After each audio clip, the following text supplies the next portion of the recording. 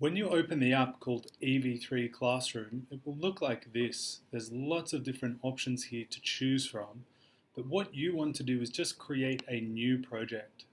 So a new project will give you a blank project here. You can see over here are all the commands that you can give your robot, and over here is where you put your actual code. If you plug in an EV3 brick and it's turned on, you should get a notification to say the brick was successfully connected, which is great. Here you can see this is a little icon that says that represents the brick, and the green dot means that it's connected. Here, this is an icon that represents a touch sensor plugged into port 1.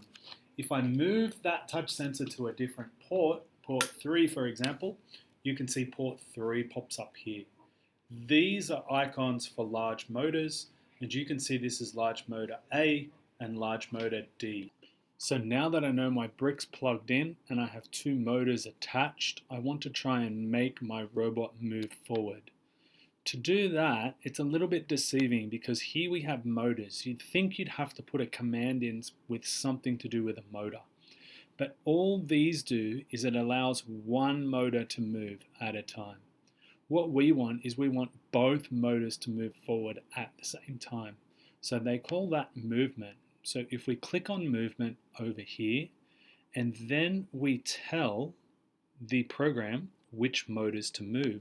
So we need to say here, set movement motors to motor A and D. So here if I select A, and here if I select D, I've told my program very explicitly which motors to move. Next up, I want it to move forward for one rotation. So if I'm happy with this program, I can come down here and press run, and this will run that program on my robot with the cable plugged in.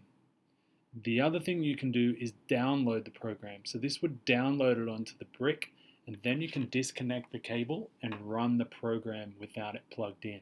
Give both a try so you understand how they work. But basically your final product, you should download it so you don't need a computer plugged into it for it to run. You can see here on the move brick, you can either select move forward or backwards, and you can say how many rotations here. You can change it to as many rotations as you like. The other thing you can do is you can change it from rotations to something that's a little bit more accurate, like degrees.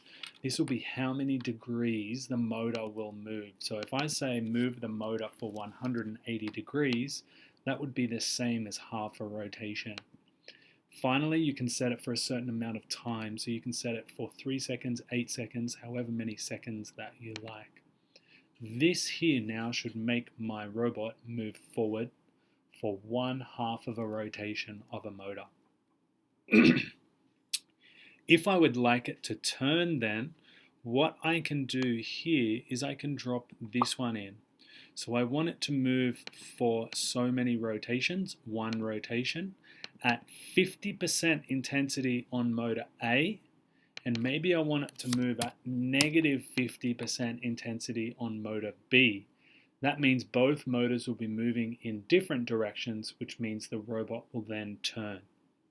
Can you think of a program where you can try to make your robot move in a square? What programs or commands would we need to put in here for our robot to run as a square? Give it a go, download it, and see if you can make your robot run in a square.